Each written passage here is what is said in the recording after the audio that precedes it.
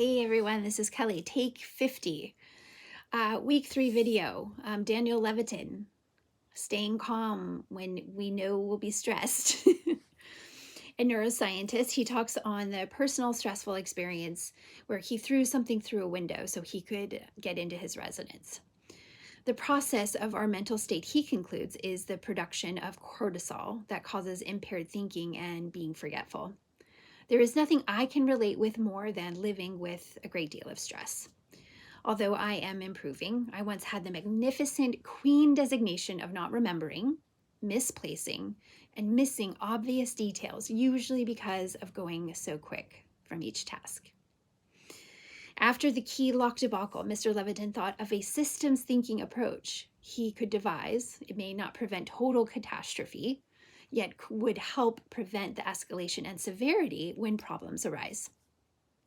Psychologist Gary Klein developed a technique termed prospective hindsight, where one forecasts the likelihood of negative occurrences and risk.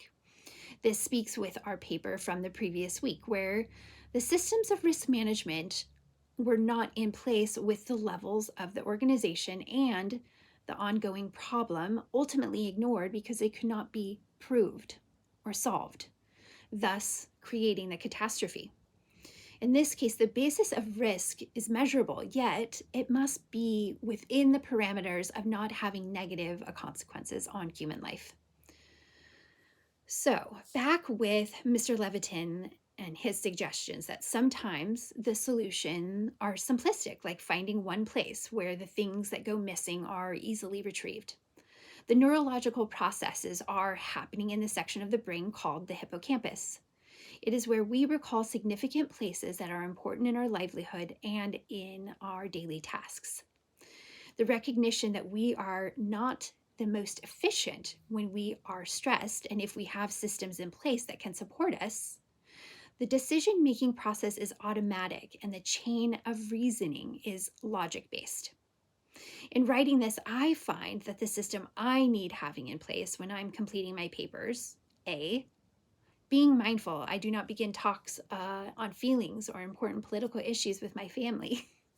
B, not having my mind on accomplishing Christmas shopping or prep. C, not drifting off with fear of the trials I'm facing. D, not writing myself notes in defense of my history, or finding I need a reason of telling the details of my story and that it isn't the way others have made it sound. And I continue holding hope people see the situation or the why and not the actions themselves. And E, the good and logical action of not picking up my phone. So, in the spirit of systems, this will be my new system that most certainly will not be perfectly adhered with. Mr. Levitin segues with the treatment of high cholesterol and the medication called statin that, according with research, only 1 in 300 patients is helped from the treatment. I find these statistics shocking.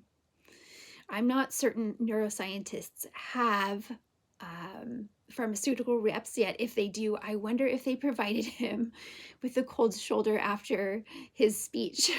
The side effects Mr. Levitin spoke of were plentiful, and the statistics where a person is 15 times more likely having negative side effects of the treatment than the number of people that improve. Medical ethics encourages these candid talks with your medical care provider.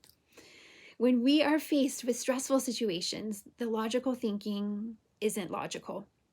We are in the state of fight or flight where all our system cease and the energy is propelled in the way of maintaining our life. When facing medical treatment, I interpreted Mr. Levitin's message as being mindful that the risks are equitable because a prolonged life may in fact not be quality of life. Developing a system where we plan for the worst and hope we never are faced with the reality.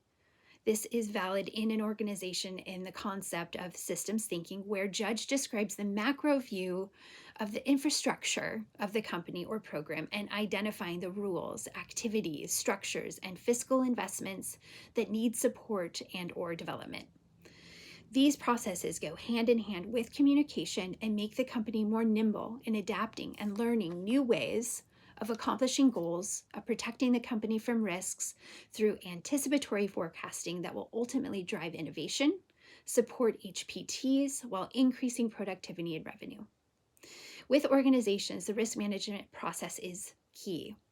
Ms. LaBrose from projectmanager.com provided a copy of our Great Space Agency's risk management process.